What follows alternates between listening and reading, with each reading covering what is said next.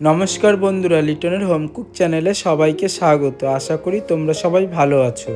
ও মামা, তুমি তো জানো আমি উড়িষ্যা গিয়েছিলাম, আর সেখান থেকে আসার সময় আমি মাশরুমটা নিয়ে এসেছিলাম।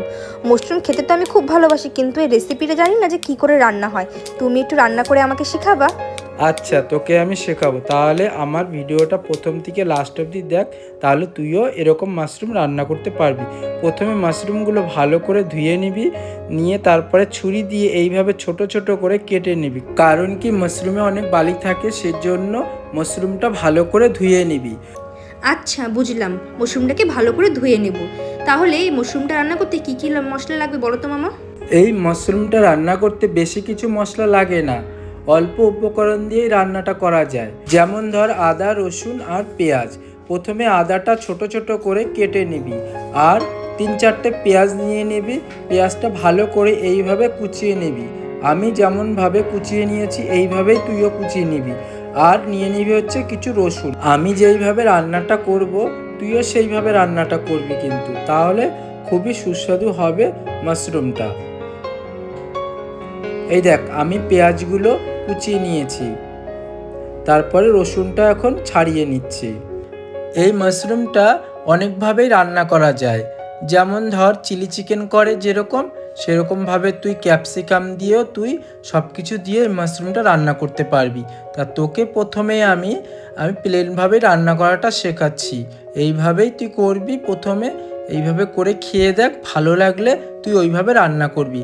তারপরে দেখ, আমরা তো বাঙালি, আমাদের একটু আলু না দিলে কোনো কিছুতে ভালো লাগে না। তাই এই 4টে আমি আলু নিয়েছি।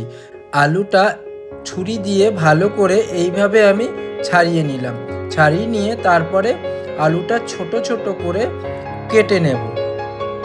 এই দেখ, আমি এইভাবে কেটেছি। এইভাবেই কেটে নিতে হবে মাশরুমের জন্য, বেশি বড় করলে হবে না, ছোট ছোট করেই কেটে নিতে হবে।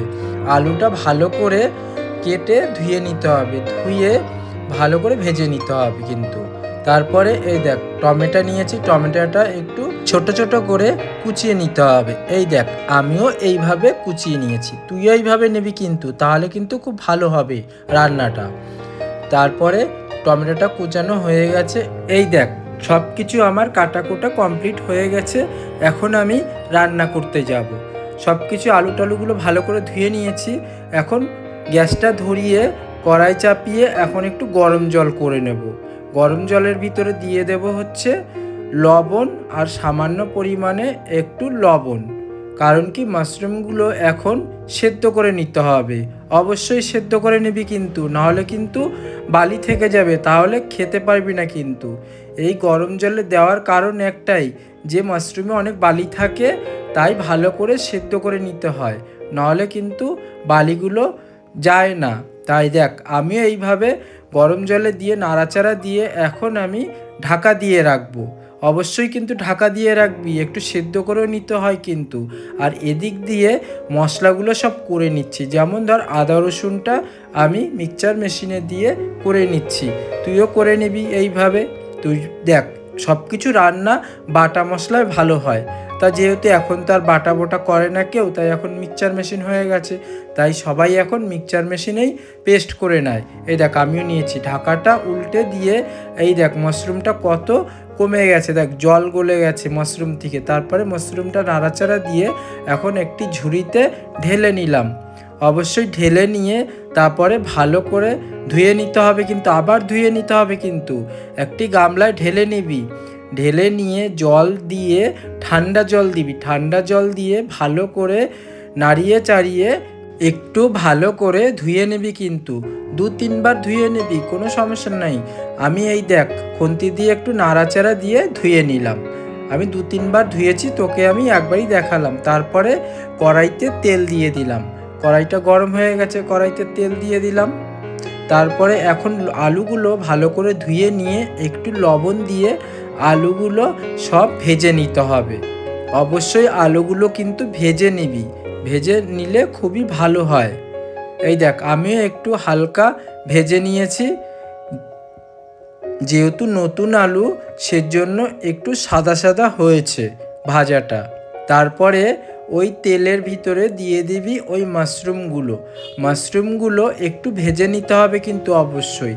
দেখ, মাশরুম রান্না করা যেমন ঝামেলা তেমন খেতেও কিন্তু খুব সুস্বাদু লাগে। যদি রান্নাটা ঠিকঠাক হয় তাহলে খুবই ভালো লাগে। এই দেখ, মাশরুমটা ভালো করে খুন্তি দিয়ে নাড়িয়ে চাড়িয়ে এইভাবে ভেজে নিলাম। তুইও অবশ্যই কিন্তু এইভাবে ভেজে নিবি। তারপরে মাশরুমটা রান্না করার জন্য এখন কড়াইতে তেল দিয়ে দিলাম আর একটু, দিয়ে 2-3টে শুকনো লঙ্কা আর কয়েকটা গোটা এলাচ আর একটু দারচিনি দিয়ে, আর দিয়ে দিলাম 2টো তেজপাতা আর একটু অল্প পরিমাণে গোটা জিরে দিয়ে নাড়াচাড়া দিয়ে কুচনো পেঁয়াজটা দিয়ে দিতে হবে। কুচনো পেঁয়াজটা দিয়ে ভালো করে খুন্তি দিয়ে নাড়িয়ে চাড়িয়ে একটু লাল লাল করে ভেজে নিবি। এই দেখ, আমিও ভেজে নিয়েছি। তারপরে মিক্সচার মেশিনে যে আদা রসুনটা পেস্ট করেছিস ওটা দিয়ে দিবি, দিয়ে ভালো করে খুন্তি দিয়ে নাড়িয়ে চাড়িয়ে নিয়ে একটু কষিয়ে নিবি, কারণ কি এর কাঁচা গন্ধটা যতক্ষণ না যাবে ততক্ষণ একটু কষিয়ে নিবি। তারপরে টমেটো কুচিটা দিয়ে দিলাম। টমেটো কুচিটা দিয়ে এখন দিয়ে দেবো লবণ। লবণটা পরিমাণ বুঝেই দিবি, কারণ কি তুই সিদ্ধ করার সময় লবণ দিয়েছিস, তাই সেই জন্য লবণের পরিমাণটা অল্প দিবি, নাহলে কিন্তু লবণ হয়ে যাবে কিন্তু, বলে দিলাম। তারপর লবণটা দিয়ে দিবি কিছু গুঁড়ো মশলা, যেমন ধর হলুদ গুঁড়ো, জিরার গুঁড়ো, লঙ্কার গুঁড়ো আর কাশ্মীরি লঙ্কার গুঁড়ো দিয়ে এখন অল্প পরিমাণে একটু জল দিয়ে কষিয়ে নিবি। মশলাটা থেকে যতক্ষণ না তেল ছাড়বে ততক্ষণ একটু ভালো করে কষিয়ে নিবি। এই দেখ, আমিও কিন্তু কষিয়ে নিয়েছি। এইভাবেই অবশ্যই কিন্তু করবি, আর খুন্তিটা দিয়ে একটু ভালো করে নাড়িচাড়িয়ে নিবি। তারপরে মশলাটা কষানো হয়ে গেলে দিয়ে দিবি ভাজা আলুগুলো। ভাজা আলুগুলো দিয়ে মাশরুমটাও ঢেলে দিবি, ঢেলে দিয়ে ভালো করে আরেকটু অল্প পরিমাণে কষিয়ে নিবি।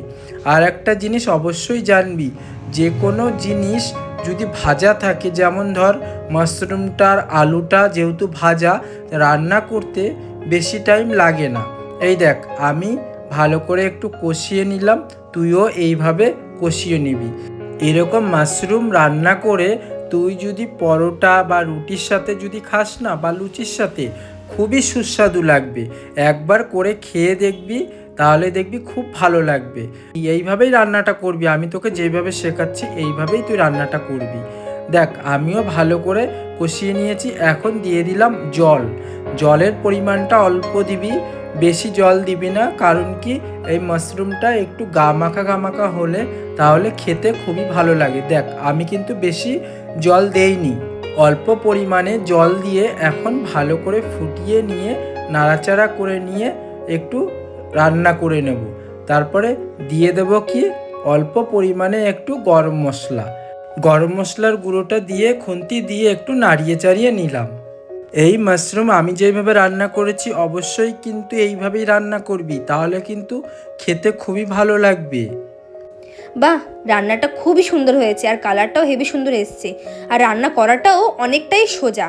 বন্ধুরা, তোমরাও কিন্তু নিশ্চয়ই এই রেসিপিটাকে ঘরে ট্রাই করো, আর এই রেসিপিটাকে লুচি, পরোটা, রুটি দিয়ে খেতে খুবই ভালো লাগবে। মামা, রেসিপিটা কিন্তু আমি ভালো করে শিখে নিয়েছি, এরপরে আমি ট্রাই করে তোমাকে খাওয়াবো।